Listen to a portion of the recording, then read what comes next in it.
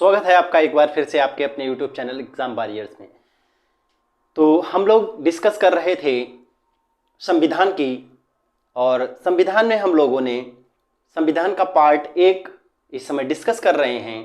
Part 1 में हम लोगों ने डिस्कस कर लिया था अनुच्छेद 1 से अनुच्छेद 4 तक। अब हम देखते हैं कि जिस समय हमारा संविधान लागू हुआ था उस समय हमारा देश यानी हमारा भारत देश और उसके जो राज्य क्षेत्र थे वो कितने थे, ठीक, और किस तरीके से इन राज्य का निर्माण किया जाता है, क्या क्या कंडीशंस हमें ध्यान में रखनी पड़ती हैं। जिस समय हमारा संविधान लागू हुआ उस समय क्या क्या कंडीशंस आईं और कितनी मुश्किलें आईं, उन मुश्किलों के बाद हमने राज्यों का निर्धारण करना निश्चित किया और वर्तमान में कितने राज्य हैं और कितने संघ शासित राज्य, कितने पूर्ण राज्य, इन सब की डिस्कस हम करेंगे। तो चलिए देखिएगा, जिस समय हमारा संविधान लागू हुआ था उस समय हमारे देश में 2 प्रकार के राज्य थे।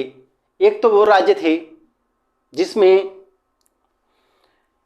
ब्रिटेन का शासन था, तो जो जिनमें ब्रिटेन का शासन था वो तो पूर्ण रूप से भारत के पास आ गए लोकतांत्रिक रूप से। लेकिन कुछ ऐसे राज्य थे जहां पर क्या था, जहां पर अभी भी राजा हुआ करते थे। जैसे वर्तमान का जो गुजरात है उसमें एक जूनागढ़ जगह है, तो जूनागढ़ एक प्रेसिडेंसी, जूनागढ़ एक जो है राज्य हुआ करता था, वहां पर एक राजा था। और ये जो हैदराबाद है, ये हैदराबाद भी एक राजा के क्षेत्र में आता था। और सिक्किम की बात करें तो आज जो सिक्किम हमारा पार्ट है, तो सिक्किम में भी एक राजा था। तो हुआ क्या, जब हमारा देश संविधान को बना रहा था उस समय क्या हुआ कि हमारे देश के जो गृह मंत्री थे सरदार वल्लभ भाई पटेल, उनके बीच में और उन राजाओं के बीच में वार्तालाप हुआ। तो हम लोगों ने कहा उनसे कि अगर आप हमारे साथ आकर मिलना चाहते हैं, यानी अपने राज्य को पूर्ण रूप से गणतंत्र बनाना चाहते हैं, तो आप हमारे साथ आ जाइए। और इसमें किसी प्रकार का कोई भी जोर दबाव नहीं था, हम स्वेच्छा से आपके साथ आ सकते हैं, मतलब भारत के साथ आ सकते हैं या फिर पाकिस्तान के साथ जा सकते थे। ऐसा उनको ये स्वेच्छा थी उन राज्यों के पास। तो अधिकतर लोग राज्य जो थे लगभग 500 से ज़्यादा, कुछ जो है देसी रियासतें थीं, रियासत के रूप में थीं, मतलब जहाँ राजा थे वो भारत के पास आ गए थे। कुछ गिने चुने जो थे वो नहीं आए थे, तो कुछ उनमें से पाकिस्तान के पास भी चले गए। अब देखिएगा, जो जूनागढ़ का व्यक्ति था, देखिए हम आपको थोड़ा सा मैप में समझाने की कोशिश करते हैं कि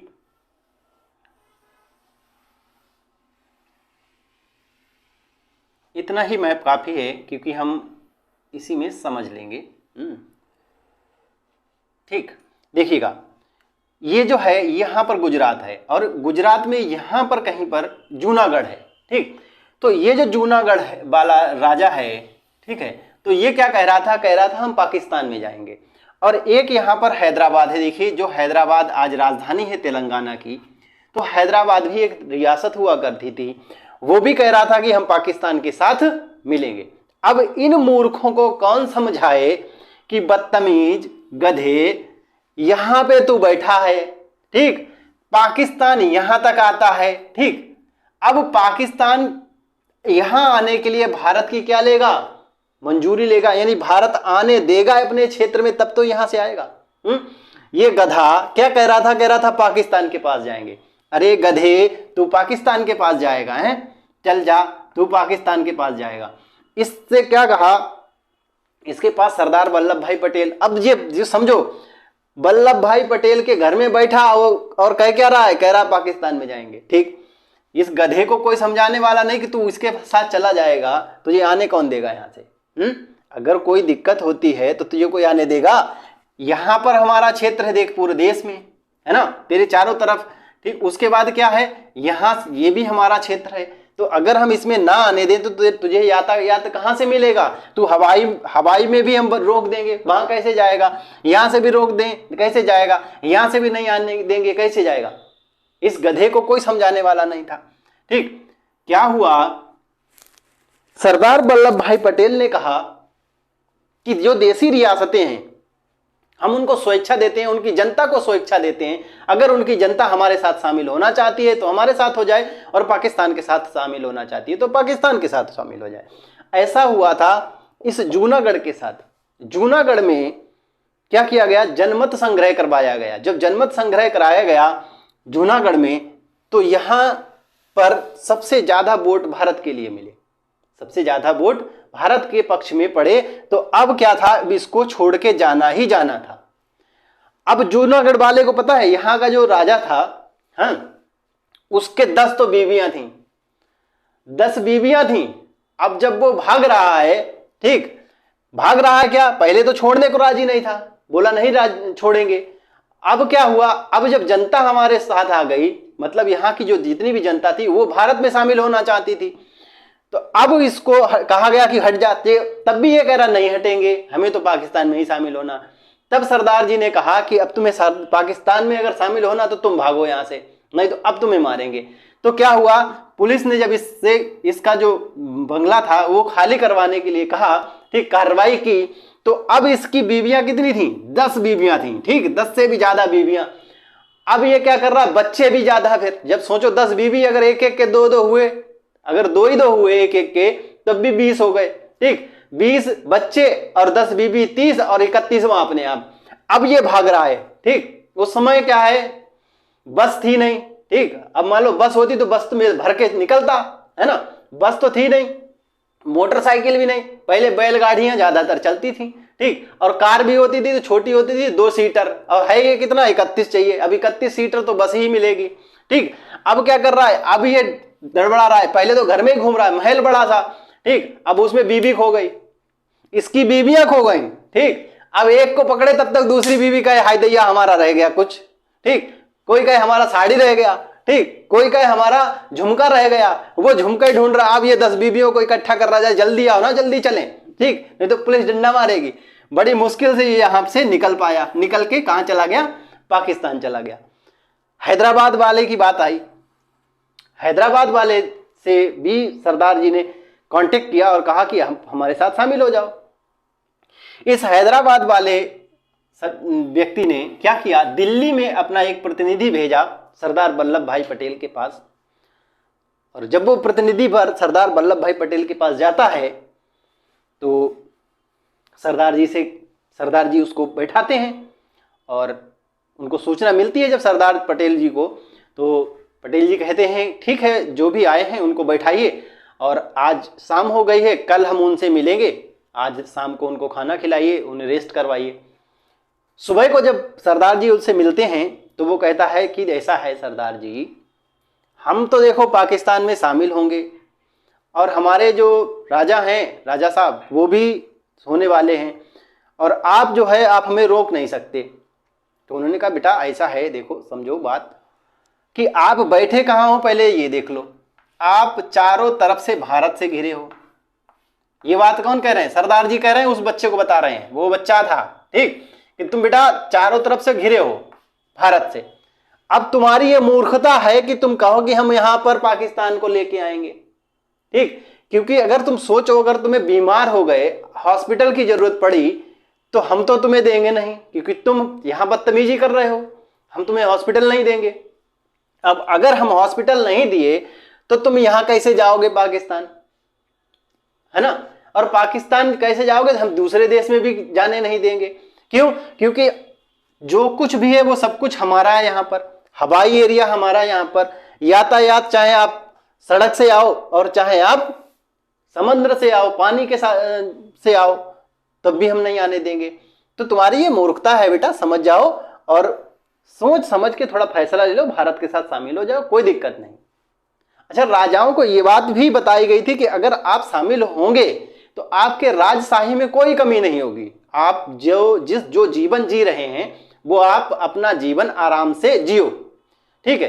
मतलब राजशाही में जिए हो, अब तुम्हें थोड़ा सा कम मिलेगा तो मर ही जाएगा। गरीब आदमी क्या है, गरीब आदमी को आज गरीब है, कल मान लो किसी की नौकरी लग गई तब वो जी लेगा, वो मरेगा नहीं। लेकिन अगर राजा है और उसको साले को अगर 10,000 रुपए कम मिलने लगे तो वो मर जाएगा, है ना। तो इससे कहा गया कि तुम्हें बेटा ऐसा है कि तुम दिक्कत नहीं होगी, तुम शामिल हो जाओ हमारे साथ और जो तुम जीवन जीते हो वो जीते रहो, हम तुम्हें थोड़ा सा पैसा भी देंगे, ठीक है ना। तो वो जितनी भी देशी रियासतें शामिल हुई थी उनको एक प्रिवी पर्स दिया जाता था, है ना। भारत एक टैक्स देती थी उन लोगों को, अभी तक देती रही। इंदिरा गांधी जी ने उसको बंद करवाया था, तो उसकी बाद में डिस्कस करेंगे कभी मौका मिला तो देखिएगा। तो इससे भी यही बात कही कि तुम जीते रहो, कोई दिक्कत नहीं है, लेकिन हमारे साथ हो जाओ, तुम्हारा हम देखो विदेश मामले, रक्षा मामले सब देख लेंगे, ठीक। बाकी तुम मर जाओगे तो तुम्हारे बच्चे जो होंगे उनको हम गणतंत्र बना लेंगे और बाकी जो प्रिवी पर्स दे रहे हैं वो तो देते ही रहेंगे, है ना। उसने कहा ऐसा है सरदार जी, ये जो गया था यहां से, बोले हम शामिल नहीं होंगे, और रही बात कि आप हमें रोक लोगे तो हम यहां से पूरा रास्ता बना लेंगे, हम जितने भी यहां पर रहते हैं और जो हिंदुस्तान में शामिल होने वाले हैं मोस्टली हिंदू, उन सबको मार देंगे। तो सरदार जी ने कहा बेटा ऐसा है कि आज तुम्हें नाश्ता मिला, तो बोला हाँ नाश्ता नहीं मिला। तो जो खड़े था चपरासी, उससे कहा यहाँ आओ, इनको थोड़ा रसगुल्ला खिलाओ, ठीक है, पहले इनको रसगुल्ला खिलाओ, ठीक, और फिर इनको 2 अखरोट खिलाओ, ठीक है। मतलब कहने का सेंस ये था कि पहले उसको समझाया, फिर उनसे कई अखरोट खाए नहीं खाए, तो कहे अब समझ लो, अगर तुम किसी को मारोगे यहां पर तो तुम बच जाओगे। अगर तुम्हारा राजा ये चाहता है कि यहां पर तुम किसी को मारो और तुम बैठे रहो, ऐसा तो नहीं हो सकता। तुम 10 लोगों को मारोगे, वहां 1000 लोग हैं तो कोई ना कोई तो तुम्हें भी मार देगा, ठीक। और कोई ना कोई नहीं, अगर लड़ने की ही बात है तो हम हर तरीके से सक्षम हैं और हर समय तैयार भी हैं। इतना कह के सरदार जी कहते हैं कि जाइए अपने राजा से ये कह देना कि आप अगर एक डेट दे दी कि इस डेट तक आप शामिल होते हैं तो बताइए, और नहीं शामिल होते हैं तो बताइए, इस डेट के बाद हम आपके ऊपर कार्रवाई कर ही देंगे।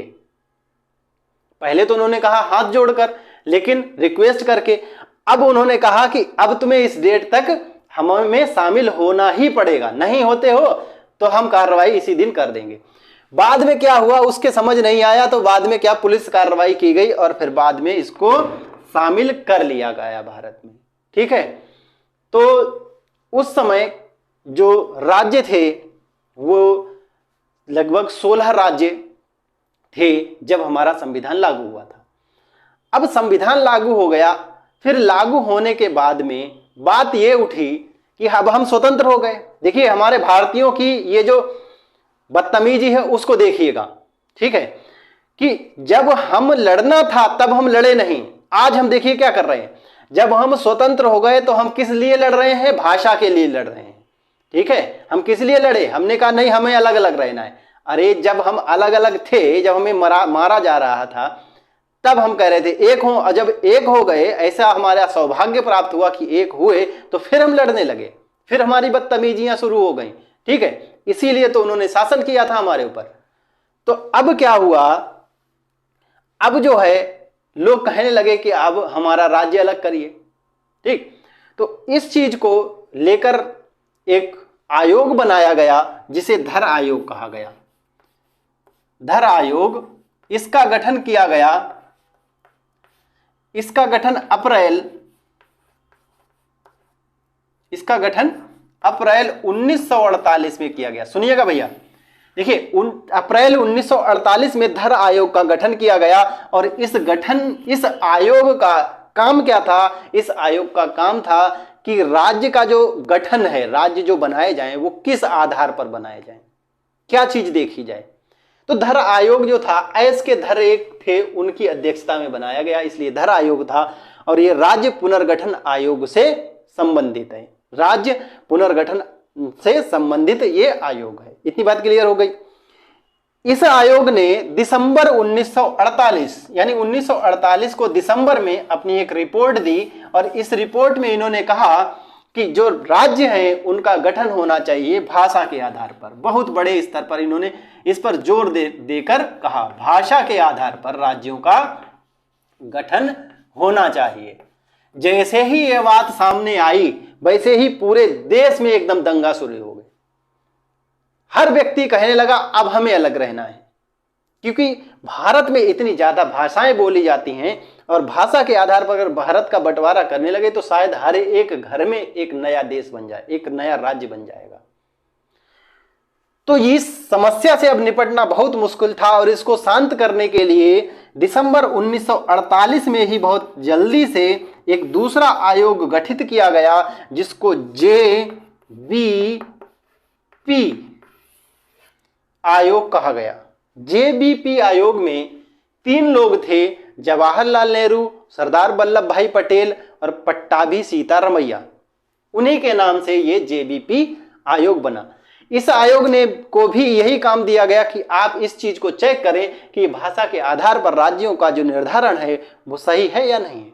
क्योंकि पूरे देश में दंगा हो रहे थे इसलिए इसने अपनी रिपोर्ट बहुत जल्दी दे दी और अप्रैल 1949 में इसने अपनी रिपोर्ट दी और भाषा के आधार पर जो राज्यों का गठन था उस बात को अस्वीकार कर दिया और कहा कि भाषा के आधार पर भारत में किसी भी राज्य का पुनर्गठन नहीं किया जाएगा। दंगे कुछ शांत हुए। जब दंगे कुछ शांत हुए, सबसे पहले दक्षिण में बहुत ज्यादा दंगे हो रहे थे। यहां पर एक मद्रास प्रेसिडेंसी हुआ करती थी। मद्रास प्रेसिडेंसी में 2 भाषा के लोग रहने वाले थे, एक तमिल भाषा के और दूसरे तेलुगु भाषा के। ठीक, एक तमिल और दूसरे तेलुगु, 2 भाषा के लोग इसमें रहते थे। यहां पर लोगों ने कहा, तेलुगु भाषियों ने कहा कि हमारे लिए एक नया राज्य बनाइए। कांग्रेस के ही एक नेता थे जिनका नाम था पोट्टी श्रीरामुलु।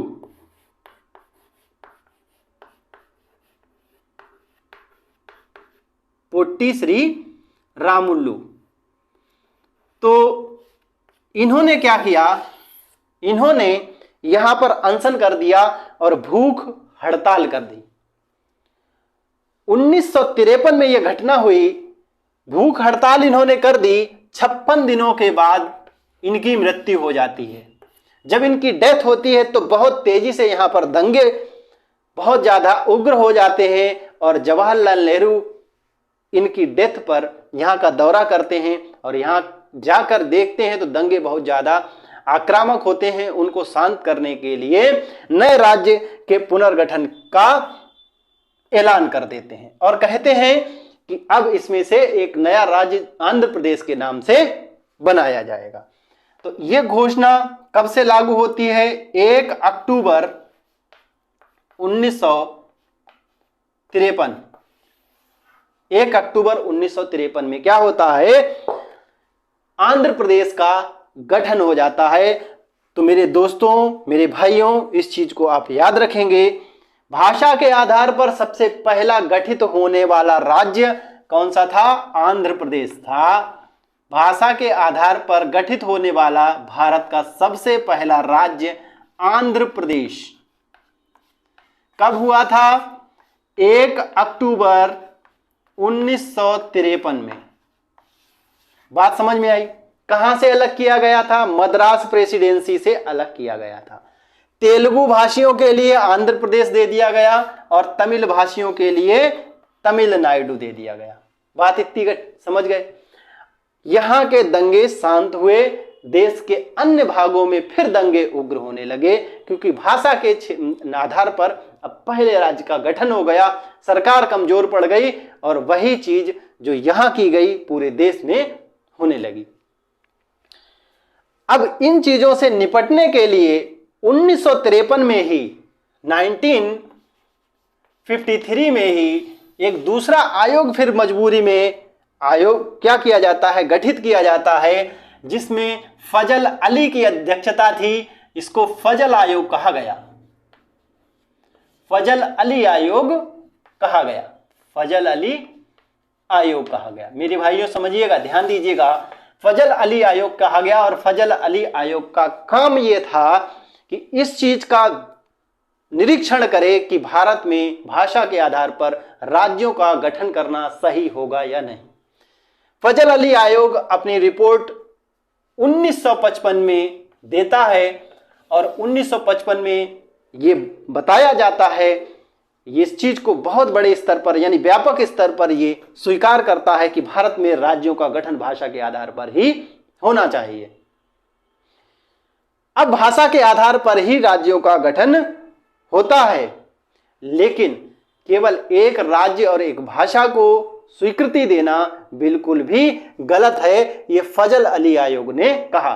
कहने का सेंस ये है कि किसी भी राज्य का गठन अगर होगा तो केवल और केवल भाषा को ही उसका आधार माना जाएगा, ये बिल्कुल गलत है, क्योंकि अगर ऐसा करेंगे तो हर घर में एक नया राज्य निर्मित हो जाएगा भारत के अंदर।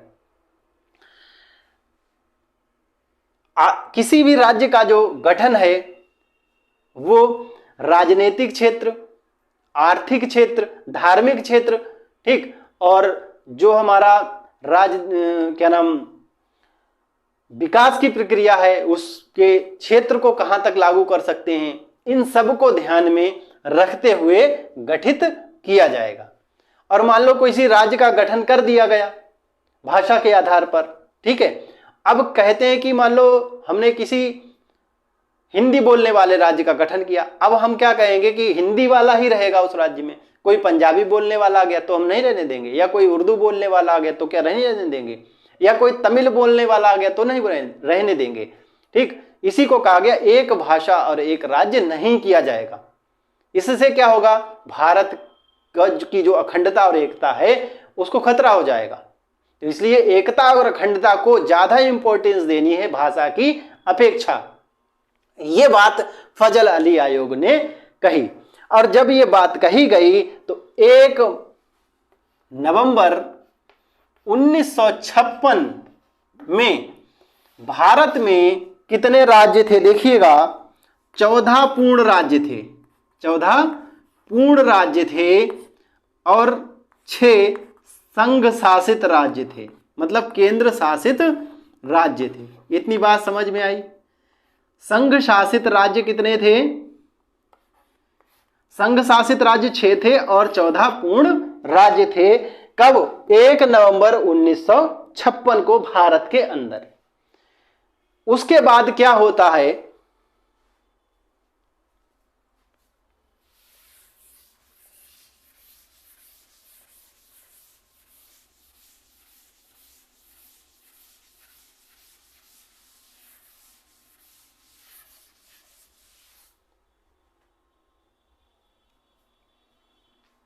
देखिएगा 1 नवंबर 1956 में हमारे पास 14 राज्य, ठीक, और 6 केंद्र शासित राज्य।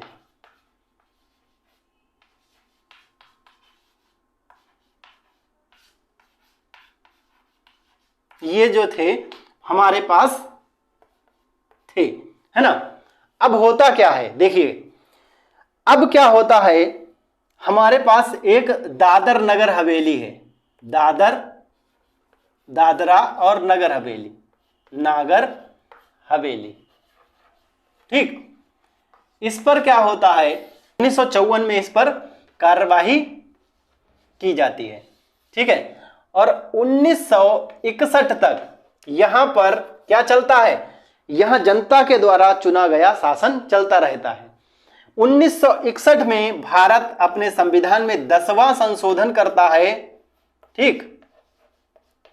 अपने संविधान में कौन सा संशोधन, 10वां संशोधन करता है, और संशोधन करके इसको क्या बना लेता है, संघ शासित राज्य बना लेता है। क्या बना लेता है, संघ शासित राज्य बना लेता है, ठीक। संघ शासित राज्य बना लिया जाता है। बात समझ में आई, ठीक। इसके बाद क्या होता है देखिए, यहीं पर साथ साथ एक और घटना घटित हुई बंबई प्रेसिडेंसी के साथ। बंबई प्रेसिडेंसी में 2 लोग रहते थे, 2 भाषा के लोग रहते थे, एक तो मराठी और एक गुजराती। क्या होता है, तो 1 मई 1960 को बंबई प्रेसिडेंसी को 2 भागों में बांट दिया गया, जिनमें से एक को गुजरात जो कि गुजराती भाषा बोलते थे और दूसरे को मुंबई जो कि मराठी भाषा बोलते थे, ये प्रदेश दिए गए। ये घटना 1 मई 1960 की है। अब क्या होता है, 1961 में ही पुलिस कार्रवाई की जाती है और पुलिस कार्रवाई के द्वारा गोवा और दमन द्वीप को भारत अपने हिस्से में शामिल करता है और यह घटना 1962 में 22वें संविधान संशोधन के द्वारा संपन्न होती है। उसके बाद 1987 में भारत क्या करता है, गोवा को पूर्ण राज्य का दर्जा दे देता है। वहीं 1954 को एक और घटना घटित हो रही थी जब दादर नगर हवेली पर हो रही थी।